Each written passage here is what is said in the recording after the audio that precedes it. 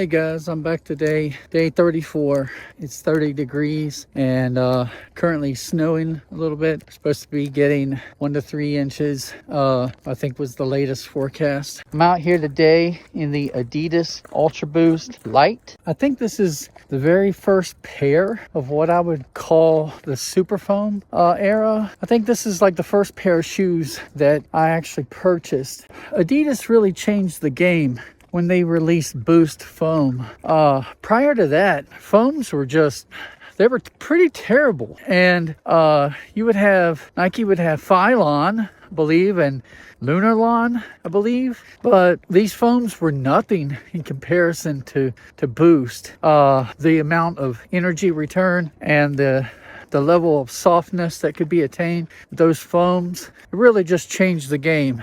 From that point on, Nike was just playing catch up, and now they're right back in there with their ZoomX foams, and React was a really good foam as well, and I enjoyed those shoes. But this was the first. Now, a criticism of Boost was early on was that it was a heavier type of foam, even though it offers superior energy return. So they constructed Lite Boost, and that's what's featured in these shoes right now. So initially I had never tried Boost. I had tried Lite Boost was my first iteration, and since then I've tried Boost. But it really changed the game. Whenever I stepped my foot in these shoes for the first time, it was like the difference between color TV and black and white TV. It's crazy. Every opinion we hold is based upon everything that we know at the time, and much of which we've forgotten, and we have to think back to how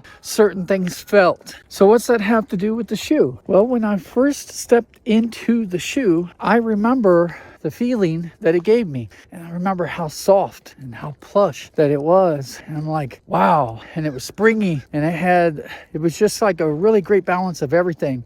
The shoe was lightweight, form-fitting. It was just like, in my view, to that point, one of the best shoes I'd ever tried on in my life, if not the best. And that's these shoes right here. But since that time, there has been additional innovation within the shoe market, and great innovation.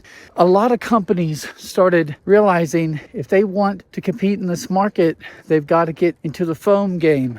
And they put a lot of development into that. And thankfully they did, because they've produced some of the most amazing feeling foams out there. I had a similar situation recently happen with colognes that I wore in high school. I wore a Michael Jordan cologne, and I wore an Adidas cologne, and I thought back to those colognes, and I was like, I want to smell that again. And so I ordered something offline, and I'm like, that's not it. That's not what I remember. And then fortunately, I was able to get some old stock shipped in, and I smell it, and it just like triggered a memory. It's like, that's what I remember. Now, is it truly what I remember? I don't know, because there's no point of reference. Like, you don't know exactly how things were back then, because that was a long time ago, but it just triggers something within you. And because there's been so much innovation within the shoe market on the foams, that has tainted the way that I feel about these shoes somewhat. The shoes feel more structured and rigid in comparison to some of the other shoes that I've tried of recent years. And that's not to say that this is a bad thing, though. This shoe, I can tell if I were to give it a lot of energy through running, that it could return that energy back to me. I can feel that.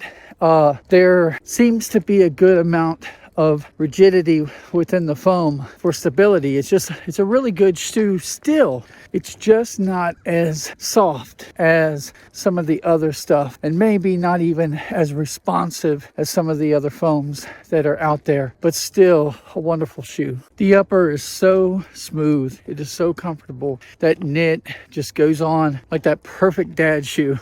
And the sides with the Adidas, the kind of a plastic Adidas logo on the sides. It offers some side stability, and I like that. It's still an extremely lightweight shoe, but it's still giving you a good amount of side to side stability. Also, it's not super narrow like the Nike Epic React was yesterday. This one is a little bit wider, and I appreciate that.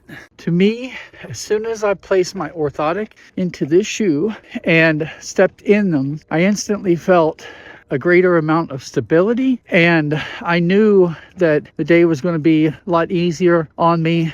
The heel stack is pretty thick, and that is giving me a really good amount of cushion for the heel, for the plantar fasciitis, but it's still giving a rigid enough response as well, where I'm not feeling like I'm putting my heel down and sinking into a couch. On the weight loss side of things, over the last few nights, I've been falling back into poor habits as it relates to late night snacking.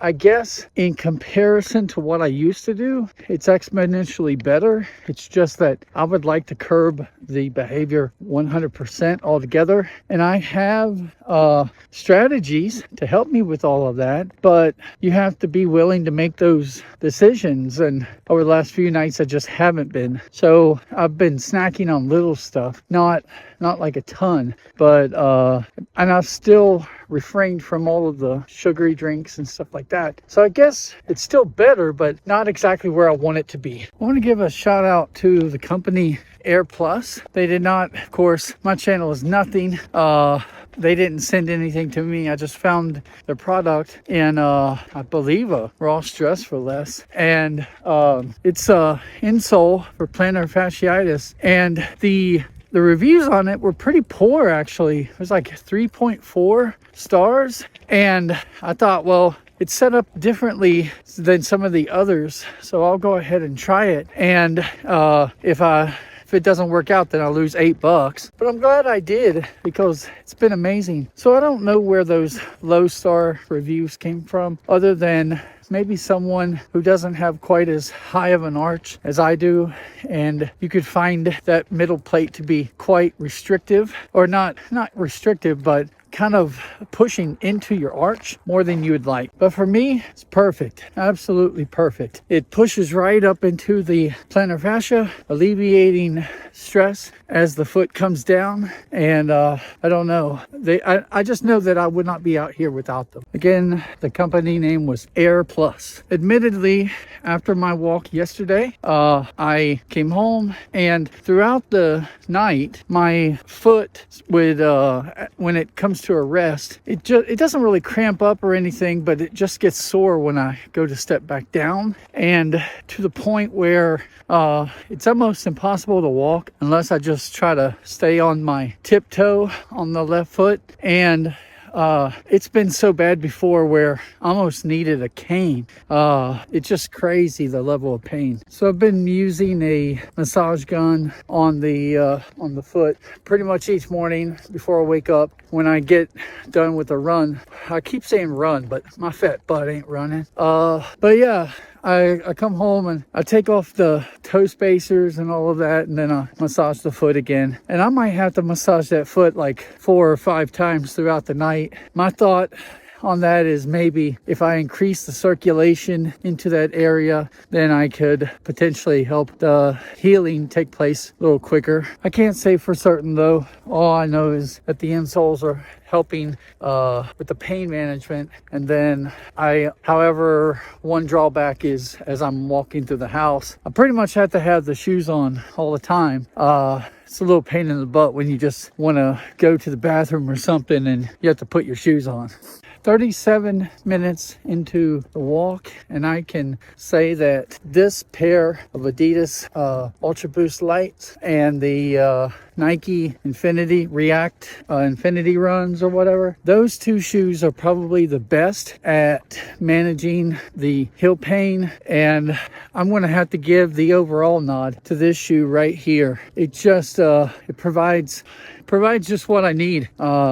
If I wasn't trying to do some other shoe reviews, I'd probably just stick with these every day. I thoroughly enjoy this snow. I do enjoy it. I prefer this any day over the hot blistering sun. Don't let this Cincinnati hat fool you. I'm a proud Kentucky boy. The weather down here can get pretty crazy. It's always a little crazy. It can be hot as crap, so much humidity, your sweat wants to sweat, and it'll be raining, snowing, and it can be all in the same day. You can have desert-like heat and freezing cold. It's a mixed bag in Kentucky for sure. I remember when I was 12, I was outside playing. It was hot, super hot. I had shorts on. It was in April, and 2 hours later, there was like a foot of snow on the ground. And for those of you who don't believe me, go check 1992 in April sometime in Kentucky and see what happened weather-wise. And even recently, like this snow's been on the ground for about a week, but if you go like a week and a half, 2 weeks before that,